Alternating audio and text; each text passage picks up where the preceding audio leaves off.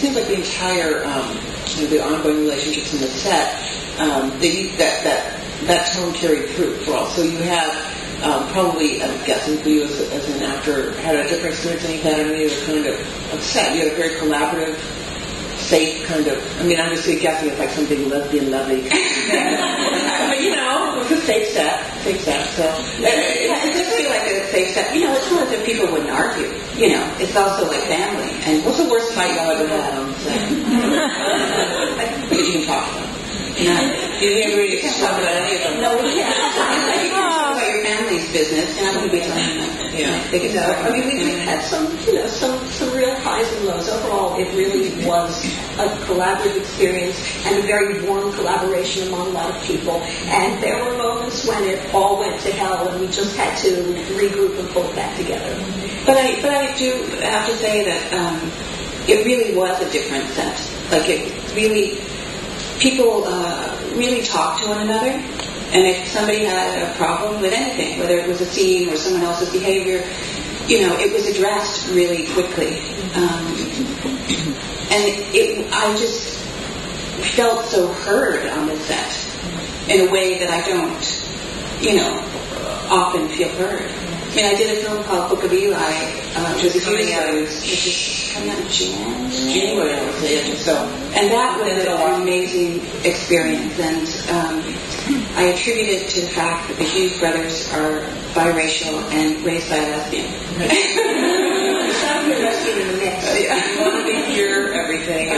They wanted to hear everybody's opinion, and they were, very inclusive, and so I feel so lucky to have had these two experiences back to back, and I don't know. Because by and large, the industry is not known for those kinds of sets. No, it's monolithic, patriarchal kind of structure where your voice is really, especially as a woman, I find. So re-entering the real world after the elements, that must have been quite a challenge, I'm sure. Oh yes, I saw Kate Manick recently. Like, what would you give to just have one more scene at the planet, just talking about it?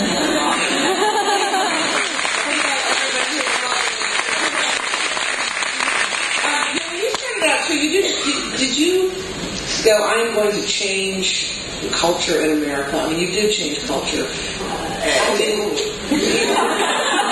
Oh, you did.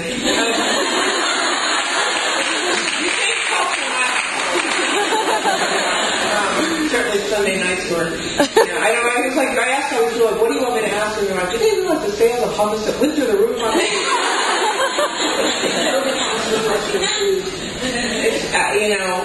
I'm a food writer, and I feel really bad. I like hummus, it's just fun, but as our iconic food, I was hoping we might move something else.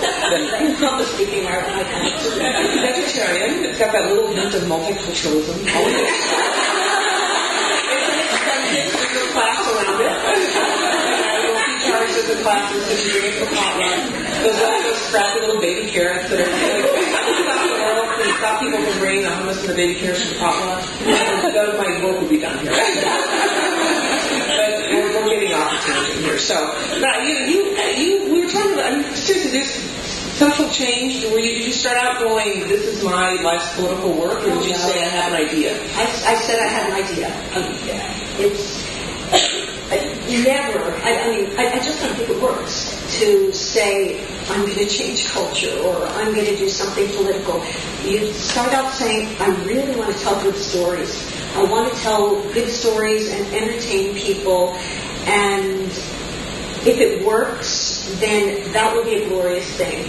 But, I think that we got swept up in the midst of a cultural change, and it was thrilling to be a part of it. And if we nudged it here and there, that was even more thrilling.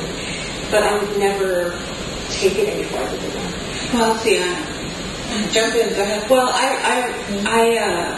first of all, I don't really watch that much television, so I hadn't a clue that it was the first show of its kind. I didn't know.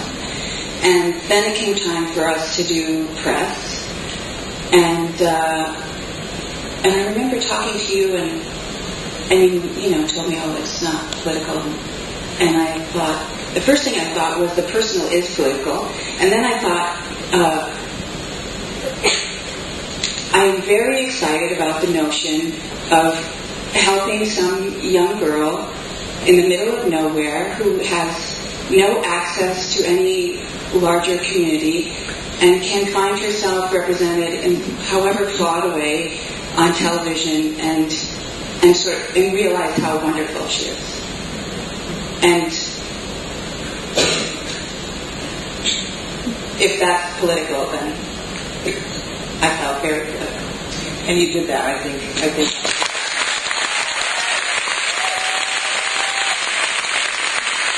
Make it seem like such a big deal.